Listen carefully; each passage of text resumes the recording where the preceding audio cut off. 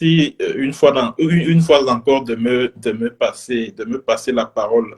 Vous avez parlé des avocats de l'homme Oui, d'affaires Hervé Bobda, parce que c'est important oui, il de faut le le préciser, préciser. Oui, qui ont déclaré que le dossier était vide. Et je pense que c'était sur les antennes de la radio anglaise de BBC, si je ne me trompe pas, exactement. que Merci de l'un préciser. des avocats, parce qu'il a un pool d'avocats, Ah y oui, compris des avocats internationaux, parce qu'on a lu donc, sur Jeune Afrique, nous y reviendrons, que Hervé Bobda n'a plus les moyens de se justement, payer des avocats pour le je vais y défendre. Parce revenir. que, Exactement, oui. voilà. Donc, il n'a pas, parce que c'est un des avocats qui a été déconstitué par l'homme d'affaires Mhm, qui est allé dire un certain nombre de choses sur Jeune Afrique, que voilà, il n'a plus d'argent pour suffire.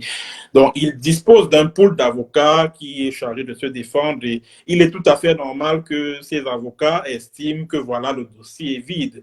Mais il y a mhm, plus important et même plus grave que ceux qui nous écoutent devraient savoir, c'est que pas plus tard que cette semaine, mhm.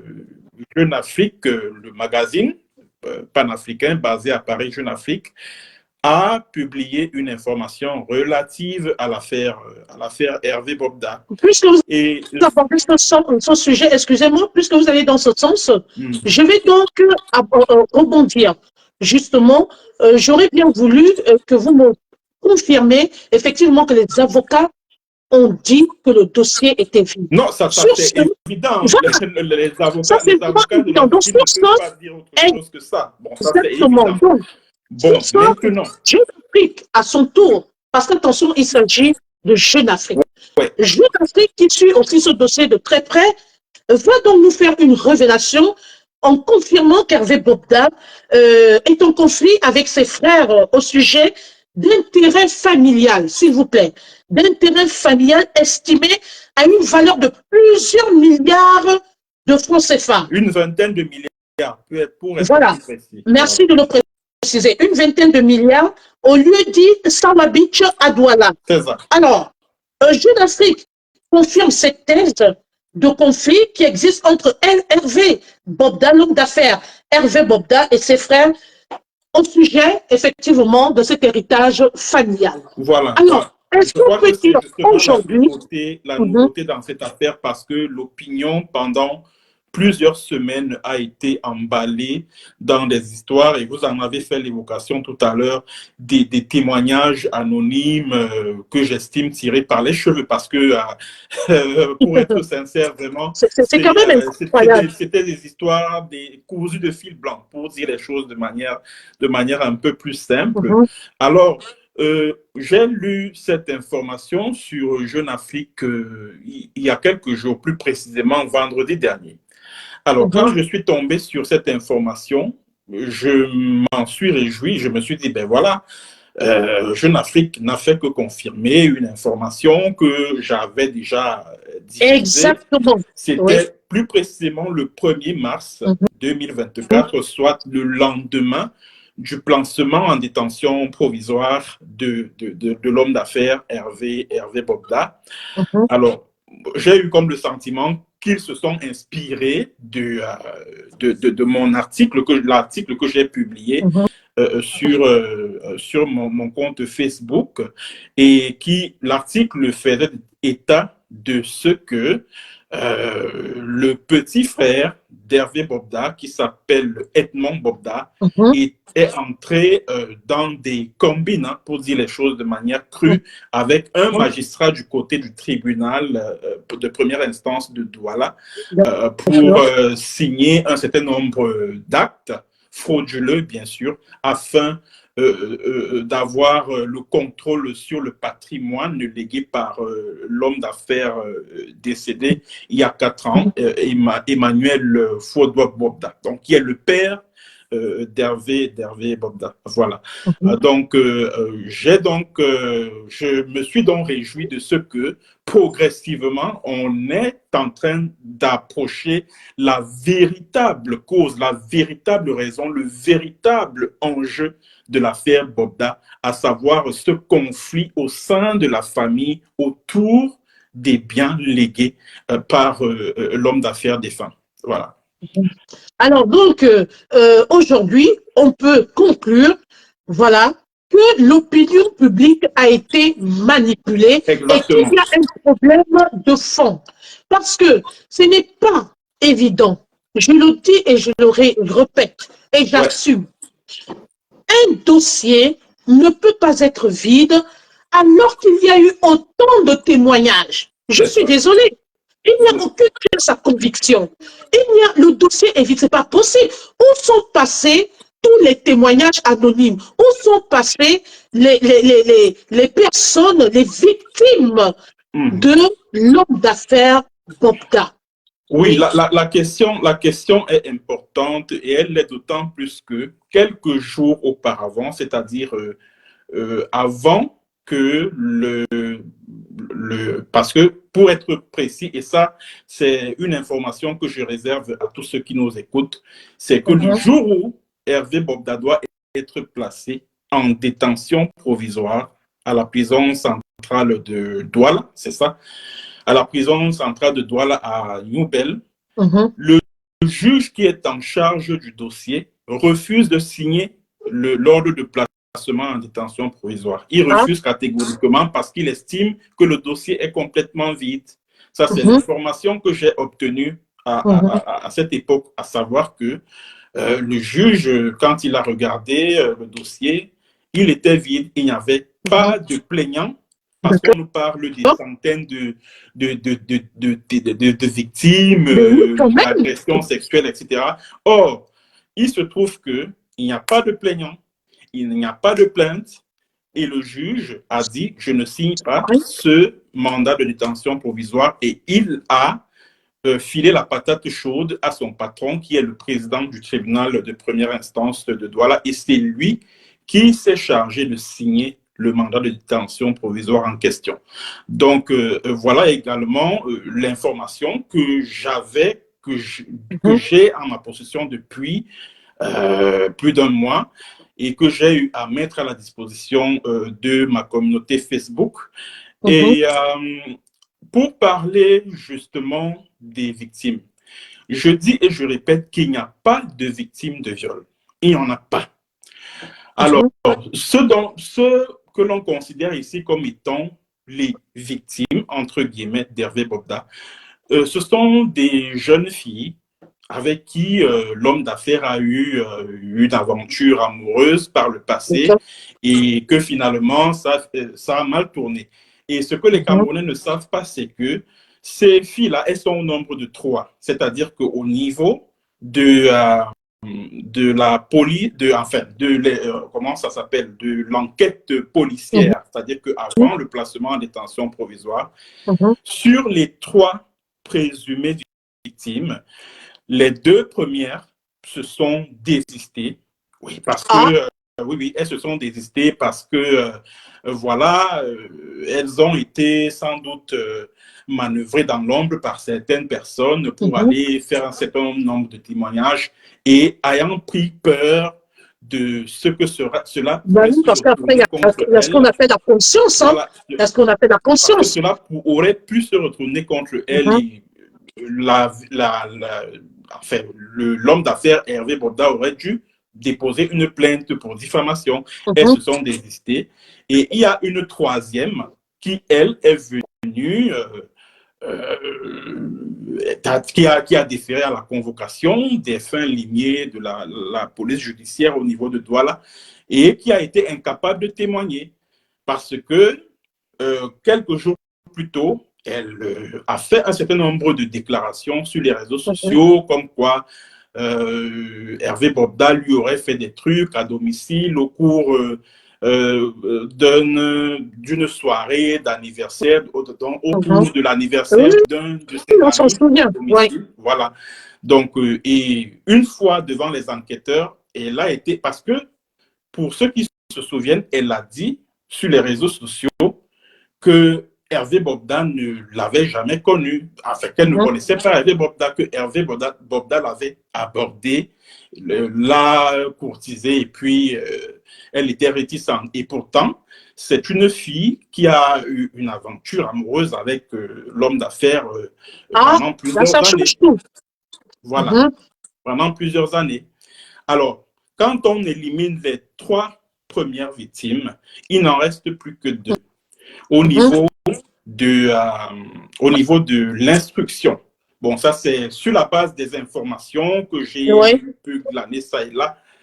Alors, sur ces 2 témoins, il y a une jeune fille qui, elle, dit que voilà, que l'homme d'affaires Hervé Bobda lui aurait versé, je ne sais pas moi, une bouteille de bière sur le corps dans un restaurant, ce qui, à mon avis, n'a pas de sens. Et il y a une autre victime qui lui, le garçon, il est passé où? Le garçon, oui, le garçon, il a sans doute disparu parce qu'il dit que l'homme d'affaires Hervé Bobda lui a filé le VIH-Sida. Et pourtant, l'homme d'affaires il y a eu des tests de sérologie, des tests sérologiques qui ont été effectués. Il y en a d'ailleurs eu 4.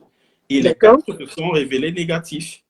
Alors, où est-ce que le garçon, la question que cela pourrait susciter en nous est celle de savoir où est-ce que le garçon a été contaminé au VIH quand on sait que tous les tests qui ont été effectués sur Bobda se sont avérés négatifs. Voilà. Alors donc, est-ce que à partir de là, après avoir fait cette analyse, est-ce que là, on peut prétendre qu'il y a ce qu'on appelle une volonté manifeste de détruire cet homme d'affaires, ce monsieur, qui, ma foi, n'est pas sain, mais que les gens profiteraient de ternir son image et qu'il y a une volonté manifeste qu'ils connaissent une descente aux enfers? Est-ce qu'il n'y a pas un règlement de compte? Est-ce que ce n'est pas quelque chose d'orchestré? Non, il s'agit bel et bien de cela. Nous parlions tout à l'heure d'un conflit qui existe au sein de la famille, au sujet du contrôle du patrimoine familial. Je parlais tout à l'heure d'un terrain. Vous parliez tout à l'heure d'un terrain qui est situé au Sawa Beach, à Douala. Et Jeune Afrique en a d'ailleurs fait évocation cette semaine. Dans l'édition de cette semaine de sa parution. Alors, je vais être honnête en citant les noms des personnes qui gravitent autour de cette affaire, parce qu'il faut que les Camerounais sachent exactement ce qui se passe. C'est l'heure de vérité. Voilà. À qui profiterait cette destruction de l'homme d'affaires Bobda? Lors de notre dernière émission relative à cette affaire, bon, on a parlé de certaines autres personnalités de la République. Bon, je n'aimerais pas qu'on revienne là-dessus parce qu'on en a déjà parlé. On sait on en a parlé. Bon, maintenant, par contre, ce qui nous a échappé au cours de la précédente édition, c'est le rôle de son petit frère qui s'appelle Edmond Bobda. Parce que Hervé, lui, c'est quelqu'un qui était très aimé de son père, de son vivant. Voilà. Et à la mort de son père, de son vivant, il a hérité, bien évidemment et naturellement, des biens de la famille. Et contrairement à son frère, Edmond, qui voulait brader les biens pour sans doute jouir du fruit de ce bradage, du bradage de ces biens-là. Hervé Bobda, lui, il voulait protéger, il voulait pérenniser le patrimoine familial. Et c'est ce qui lui vaut toutes ces inimitiés-là au sein de la famille. C'est de ça qu'il s'agit. Ben oui. Bon, puisque les avocats de la défense de Bobda disent que le mandat de détention décerné contre Hervé Bobda tient essentiellement aux pressions extérieures exercer sur ce dossier. Tout à Voilà. fait. Je parlais tout à l'heure du juge d'instruction qui a refusé Mhm. de signer le mandat de détention provisoire. Et en plus de cela, il y a des fonctionnaires qui sont partis de la chancellerie à Yaoundé. La chancellerie, c'est le ministère de la Justice. Ils sont partis de Yaoundé pour venir s'assurer que Hervé Bobda soit placé en détention provisoire. Et ce qu'on lui a dit ce soir-là, c'est que c'était pour sa propre sécurité qu'il était placé sous mandat de détention provisoire. C'est ce qui lui a été dit ce soir-là. Et à la manœuvre de tout ceci, et ça je vais le dire, c'est vrai que c'est un homme d'affaires camerounais à qui je dois beaucoup dans ma carrière professionnelle, mais puisqu'il y a une injustice qui est commise, je vais me permettre de citer son nom. Il s'agit de M. Wantou Siantou Lucien. Voilà. Qui est le propriétaire d'un institut privé au Cameroun, à Yaoundé, qui s'appelle l'Institut Siantou Supérieur. C'est M. Wantou Siantou Lucien qui est au centre de la manœuvre. C'est même d'ailleurs lui le probable acquéreur de ce terrain-là qui fait l'objet de ce litige au sein de la famille. Donc c'est lui qui manœuvre dans l'ombre, qui contacte certains hauts placés au sein de l'appareil de l'État pour déclencher toute cette machine judiciaire contre l'homme d'affaires Hervé Bobda. Voilà. Nous sommes dans le cadre de l'émission L'heure juste de vérité qui est de retour. Et pour ce soir, nous abordons deux grands dossiers. Voilà, nous avons décidé, Mitchcom Event a décidé de réouvrir ces deux dossiers, notamment le dossier Hervé Bobda, oui, et le dossier de feu Martinez Sogo, parce qu'au jour d'aujourd'hui, il fallait éclairer la lanterne des internautes, il fallait les situer par rapport, évidemment, à la progression de ce dossier, de ces différents dossiers. Où en sommes-nous exactement? Quels sont les tenants et les aboutissants de ce dossier? Où en sommes-nous avec les procès? Alors, nous avons commencé avec l'affaire Hervé Bobda et la personne qui est placée pour parler de ce dossier n'est qu'autre que le journaliste d'investigation Michel Bienton, parce que c'est lui qui, depuis le départ, suivait déjà de très près ce dossier et c'est lui que j'avais déjà reçu sur ma plateforme pour pouvoir parler, ma tribune pour pouvoir parler effectivement de ce dossier. Aujourd'hui, nous sommes là uniquement pour savoir à quel niveau se situe le dossier, l'affaire Hervé Bobda, d'où Monsieur Bienton est en train de développer et de nous tenir au courant de certaines informations qui nous échappaient et aussi nous faire certaines révélations. Voilà. Monsieur Bienton, je reviens vers vous. Sur votre page, vous avez parlé, vous avez fait mention d'un nom. Il s'agit du nom de Maître Dominique Foussé. Qui est réellement Maître Dominique? Alors, Maître Dominique Foussé, l'avocate, donc c'est elle qui coordonne le collectif des avocats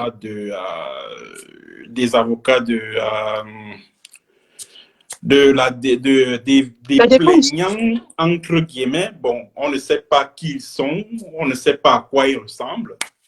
Depuis, on cherche même, nous les journalistes, nous cherchons à... D'accord, c'est le maître des victimes. Voilà, des victimes qui n'ont été vues nulle part, voilà. Alors, j'aimerais lancer le message que voici à Maître Fouss et à tous les membres du collectif des avocats, des plaignants, entre guillemets. Partagez ce direct pour que le message arrive à bon port. Par poser la question que voici. J'espère que Maître Fouss, elle suit cette émission et si elle ne suit pas cette émission, on va la lui faire parvenir sans doute. J'aimerais qu'elle dise aux Camerounais qui exactement est-ce que ses collègues avocats et elles sont en train de défendre. Parce qu'il faut que les Camerounais sachent exactement ce qui se passe dans cette affaire. Parce une que question c'est une cruciale. vie, c'est un homme d'affaires qui a été formé en Angleterre. Parce que beaucoup de gens ont parlé de l'arrestation dont il aurait été l'objet en France pour une histoire de drogue ou je ne sais trop quoi. Non. Il a fait l'objet d'une brève arrestation en Angleterre où il a été formé. Ça, c'est les informations que j'ai pu glaner ça et là, grâce à mes sources du côté de Yaoundé. Donc, il a fait l'objet d'une brève arrestation au niveau de l'Angleterre, juste parce qu'il était... la police anglaise était surprise de voir un jeune homme de 16-17 ans sur une rutilante voiture et elle ne comprenait pas en fait l'origine de ces biens, quoi.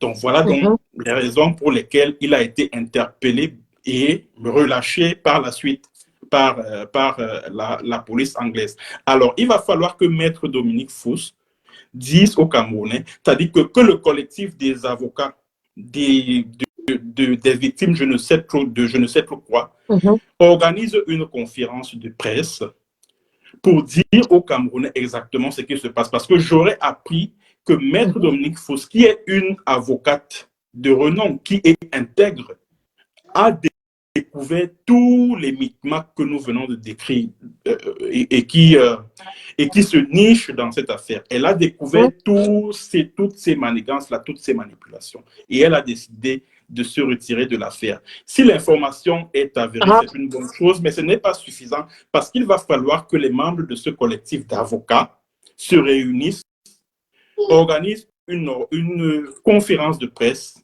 afin d'informer l'opinion nationale et internationale sur ce qui se passe exactement dans cette affaire. Quelle est la vraie version de cette affaire-là? Parce que pour l'honorabilité de ces avocats, pour leur honneur, pour leur réputation, il va falloir qu'ils le fassent. Je me souviens que cette avocate, je vais vous raconter un peu une histoire. Bon, comme vous aimez parler des dossiers que je suis en tant que d'investigation, je vais vous parler de l'histoire de cette gardienne de prison qu'on appelait Florence Ayafor. Alors, Florence Ayafor a été éliminée physiquement le 29 septembre 2019. C'était dans un petit village, c'est-à-dire qu'au plus fort du conflit dans le Cameroun anglophone. Alors, elle revenait d'un deuil, puis voilà, elle a été prise au piège par un groupe de bandits, un groupe de voyous, qui l'ont agressée sexuellement et puis qui l'ont mutilée, qui l'ont décapitée, etc., etc. Alors, il s'est donc trouvé que des autres personnalités de la République étaient impliquées dans cet assassinat horrible. Et quelques jours plus tard, parce que au cours de cette période-là se tenait à Yaoundé le grand dialogue national. Et après le grand dialogue national, le gouvernement américain, à travers son ambassade au Cameroun, a mis la pression sur le gouvernement camerounais afin que les auteurs de cet acte odieux soient interpellés, traduits devant les tribunaux. Alors, qu'est-ce qui s'est passé? Maître Dominique Faust, qui est l'avocat des plaignants, entre guillemets, dans le cadre de l'affaire Bobda, s'est donc constituée comme avocate des membres de la famille de la gardienne de prison Florence Ayafor. Alors, par la suite, je crois que c'était l'année d'après, plus précisément au mois de juillet 2020, il y a des innocents qui ont été arrêtés en plein Douala. On les a conduits à Yaoundé, puis ils ont été présentés à la presse, aux médias nationaux et internationaux comme étant les suspects dans l'élimination physique de la gardienne de prison, Florence Ayafor. Et leur procès s'est même d'ailleurs ouvert au tribunal militaire de Yaoundé. C'était, je crois, en décembre 2020. Et juste qu'à ce moment où on parle, on ne sait pas ce qu'est devenu ce procès-là. Et d'après ce que j'aurais appris... Classé sans suite ou quoi? Oui, oui, Maître Dominique Fous... est classé sans suite? Je n'en sais strictement rien. Bref, l'affaire est dans l'impasse de toutes les façons, puisque on vogue de renvoi en renvoi sans que jamais les débats ne s'ouvrent. Alors, Maître Dominique Fous, de ce que j'ai appris, a décidé de se dessaisir de ce dossier.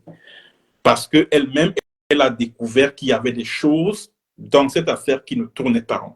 Alors, il est important que dans cette autre affaire, si les membres du collectif d'avocats ne sont pas en mesure de nous dire qui sont les victimes d'Hervé Bobda. Parce que jusqu'à présent, on ne sait pas à quoi ces victimes-là ressemblent. Tous les médias, que ce soit nationaux et internationaux, qui ont traité de cette affaire, n'ont pas pu mettre la main sur une seule de ces victimes.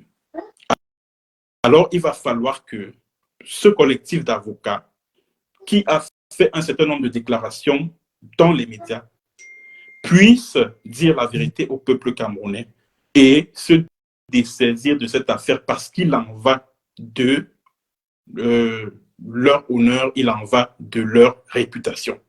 Et il en va parce qu'on ne peut pas construire un état de droit, on ne peut pas construire une société de justice sur la base du mensonge, sur la base de la manipulation et sur la base de la destruction des carrières et des vies. Voilà un homme d'affaires qui, après la mort de son père, s'est battu pour garder intact le patrimoine de son père.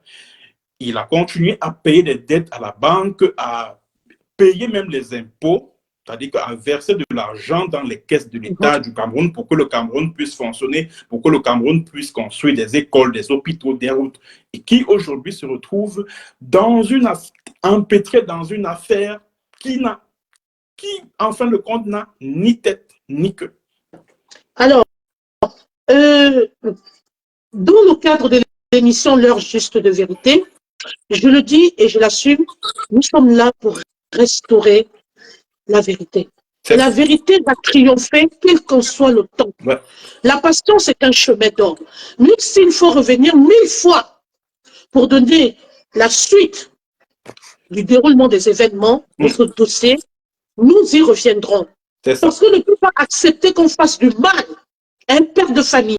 Ouais. Est une victime, je ne sais pas, de sa posture. Parce que c'est un homme d'affaires, c'est possible. C'est ça. Est-il victime aussi de son odorat? Parce qu'il y a beaucoup d'ongles, il y a beaucoup de choses qui rentrent en jeu quand même. Ouais. Que se passe-t-il exactement? Comment peut-on retenir un homme dont le dossier est vide? Ce monsieur, les avocats disent que son dossier est vide. Pourquoi repousser le procès? Pourquoi nous continuer à le garder en détention provisoire? Pour quelle raison? Ils disent que c'est pour sa sécurité. Pourquoi dire que c'est pour sa sécurité, c'est pour besoin d'enquête, etc. Ouais. Alors que derrière, il y a des preuves qui attestent que ce monsieur, son dossier est vide. Il y a des preuves qui attestent qu'il y a eu des faux témoignages. Et je peux vous dire de manière... exactement. Oui, et je peux vous dire avec autorité que tous les témoignages relatifs à l'agression sexuelle qui ont été propagés sur les réseaux sociaux sont faux. Ça, je peux vous le dire avec autorité. Tous ces témoignages ont été fabriqués pour les besoins de la cause. Oui, ils ont été fabriqués. Mais maintenant, qui les a fabriqués, ce n'est pas important. Nous respectons ces personnes qui ont porté cette affaire sur les réseaux sociaux, même comme on aimerait quand même que ces personnes-là puissent nous dire, parce que en plus de cette affaire d'agression sexuelle, de viol qui finalement est un pétard mouillé, de mon point de vue, ces personnes nous ont parlé d'assassinat, c'est-à-dire qu'elles ont accusé Hervé Bobda d'avoir séquestré certaines de ses victimes à son domicile et de leur avoir ôté la vie et d'avoir offert de leur chair à manger à ces chiens. Alors que ces personnes qui sont venues avec l'affaire sur les réseaux sociaux daignent nous dire où en est-on avec ce pan de l'affaire. Aussi simple que ça, parce que si on doit donner du crédit à tous ces témoignages portant sur le viol, etc., il faut d'abord que ces personnes nous disent où est-ce qu'on en est avec les affaires d'assassinat, de disparition forcée, parce qu'ils nous ont parlé également de disparition forcée. Il faut qu'ils nous en disent mot avant qu'on accorde le moindre crédit à tous ces témoignages-là relatifs au viol, etc., etc. Alors, nous sommes dans le cadre de l'émission L'heure juste vérité et nous parlons là ce soir du dossier de l'homme d'affaires Hervé Bobda. Alors ce soir, il était important pour nous de relativiser les choses et de pouvoir situer les internautes sur les avancées du dossier. D'où, après analyse, nous allons conclure ce soir, moi pour ma part, qu'il va falloir regarder exactement sur ce dossier de très près. C'est ça. Et j'ose croire, parce que il y a également l'hypothèse du port d'armes. Cette hypothèse, je pense qu'au jour d'aujourd'hui, il est temps aussi qu'on nous apporte les preuves que M. Bobda n'avait pas l'autorisation du port d'armes. Parce que si ce monsieur, au jour d'aujourd'hui, est en possession de cette arme, ça veut dire que quelque part, il y a eu des démarches. Ça veut dire qu'il a l'autorisation du port d'armes. Si ce n'est pas le cas, c'est normal qu'il soit sanctionné. C'est normal qu'il soit... J'aimerais préciser un truc par rapport à l'arme que détenait Bobda. Ce n'est pas une arme de guerre, ce n'est pas une arme destinée à blesser ou à ôter la vie à qui que ce soit, non. C'est une arme létale qu'il s'est offert pour sa sécurité, moyennant justement de manière légale. port d'armes. Oui, il avait. Il a son permis de port d'armes. Oui, ça c'est l'information que j'ai également reçue. Lorsque j'investiguais, j'enquêtais sur cette affaire, donc il a reçu un permis de port d'armes. Ça c'est évident. Et c'est la raison pour laquelle le tribunal militaire s'est dessaisi de l'affaire et a renvoyé. Et il l'a renvoyé au tribunal de grande instance d'abord. Et maintenant, le tribunal de grande instance s'est à son tour dessaisi de l'affaire au profit du tribunal de première instance. Mais justement, où allons-nous? Et lors de notre dernière émission sur cette affaire, je vous avais dit, et à tous ceux qui nous écoutent, que le motif pour lequel Hervé Bobda est interpellé, je crois que c'était le 30 janvier, si je ne me trompe pas, ou le 31 janvier, le motif pour lequel il est interpellé, c'était port illégal d'armes. C'était le seul et unique motif. Et c'est le tribunal militaire de Douala, justement, qui avait émis un mandat d'arrêt. Et autre chose également, et ça c'est un scoop, une révélation. Partagez le direct, il y a des révélations. C'est une information que j'ai gardée secrète pendant plusieurs semaines pour histoire de protéger ma source qui me l'a révélé. Ce que les Camerounais ne savent pas, c'est que avant que l'affaire Bobda n'éclate sur les réseaux sociaux, le mandat d'arrêt de ce dernier était déjà prêt à la direction régionale de la police judiciaire. Son mandat d'arrêt était déjà prêt avant que l'affaire n'éclate au grand jour sur les réseaux sociaux. Ça veut dire que c'est une affaire orchestrée.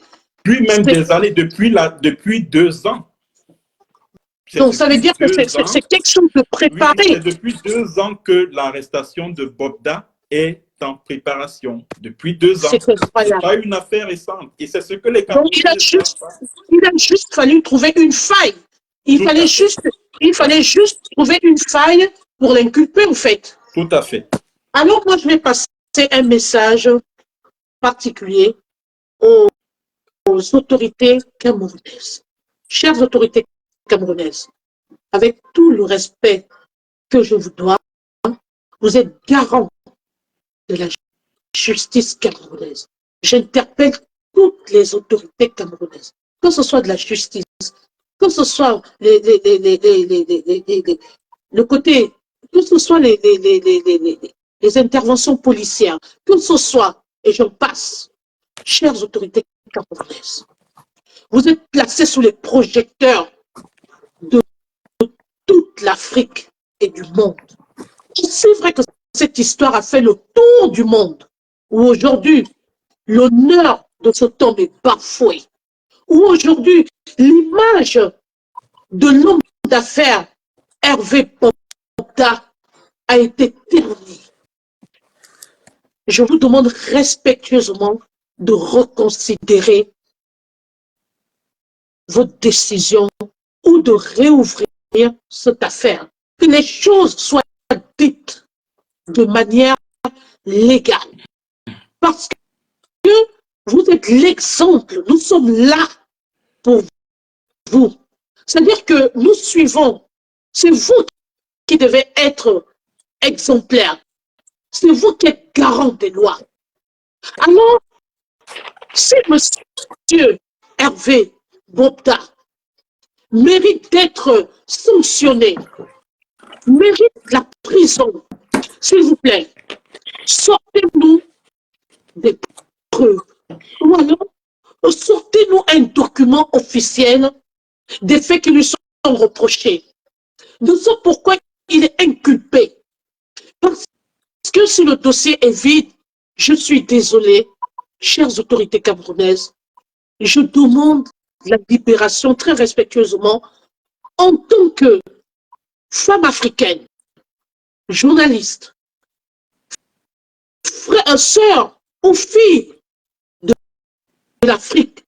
Je demande la libération, très respectueusement, la libération de cet homme. Dans le cas contraire, nous vous attendons. Nous attendons une conférence de presse. Nous attendons le document officiel des faits qui lui sont reprochés. Parce que là, il y a de l'amalgame. Là, c'est de la mascarade. Et j'ai envie de dire que c'est une mafia. Qu'est-ce que cet homme a bien mérité? Il n'est pas sans, certes, mais qu'il soit jugé et condamné pour les véritables faits qui lui sont reprochés, mais pas sur la base des montages, des témoignages, des faux témoignages.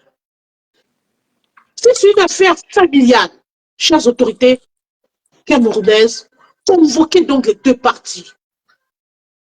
Une affaire, un conflit familial, une affaire familiale se règle en famille. Mais si d'autres personnes sont mêlées, ou qu'il y a une main noire, ou quelqu'un qui a la volonté manifeste de détruire cet homme, à partir de ce moment, moi, j'interpelle même le président de la République, parce que c'est le seul garant, c'est le père du Cameroun. C'est le père de tous les Camerounais. Aucune forme d'injustice ne doit passer inaperçue. De toutes les façons, moi, pour ma part, je ne connais pas cet homme, mais c'est un père de famille. Dont on a abusé de la faiblesse, il faut le préciser. Franchement, c'est un monsieur peut-être impulsif. C'est un monsieur qui a commis des actes, peut-être. Mais je dis bien, je ne le blanchis pas, il n'est pas parfait. Il a dû commettre beaucoup d'actes, mais qu'il soit jugé selon ses actes. Mais pas sur la base d'une mascarade ou des faits montés de toutes pièces. Je suis désolé. C'est un Africain, c'est un Camerounais. Chères autorités camerounaises, l'Afrique vous regarde. Et nous n'allons pas lâcher cette affaire. Nous y reviendrons toujours jusqu'à la libération de cet homme.